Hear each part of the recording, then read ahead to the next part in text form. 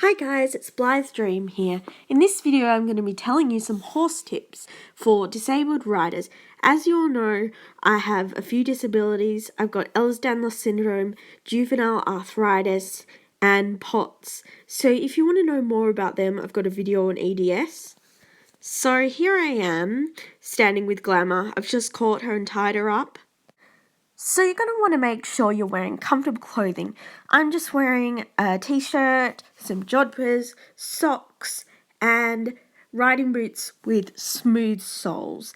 Also, I've got my helmet just over here that is rated safe in Australia.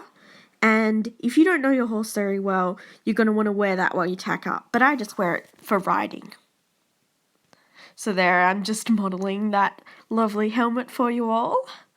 So one of the medications I take causes me to gain a lot of weight, an average of 15 kilos or 33 pounds a year. So I'm very short, but I have a big horse. So I'm just using a step here to stand on so I can saddle up my horse. So I just put the saddle blanket on, the half pad on to protect her back.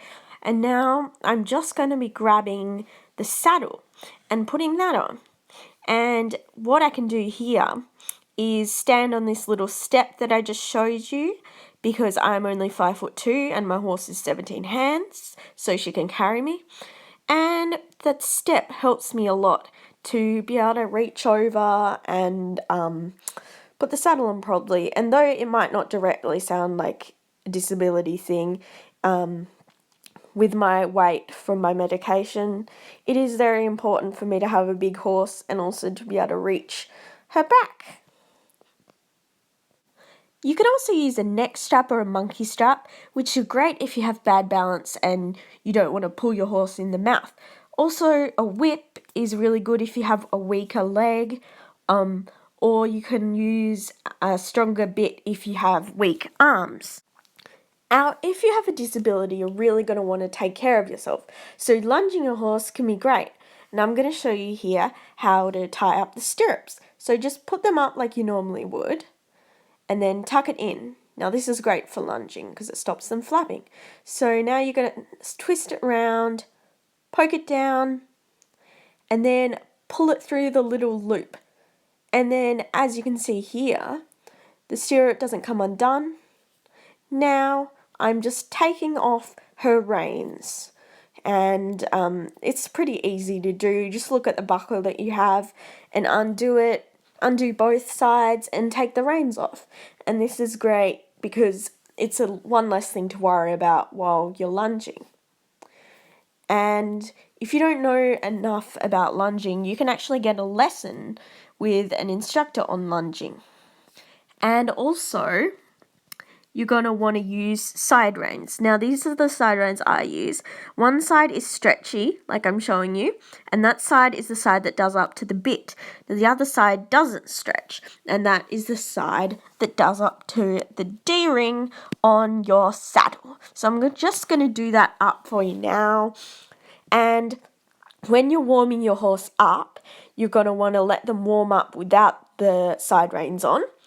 And once they've warmed up at a walk and they're ready to trot, you can undo that and do up the stretchy side to the bit. And it's great to get your horse to accept the reins. Now, the next thing I'm going to show you is my lead line I use for lunging.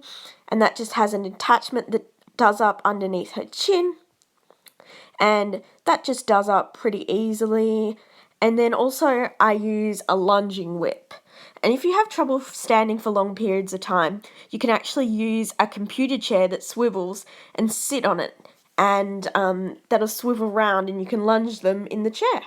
Here I'm showing you how to set up my mounting block. It's really important to have a mounting block that suits your needs. So one that's high enough for you to be able to get on the horse safely, but not too high that it gets interfered with the stirrup and stuff like that. So I'm just showing you how it clips up.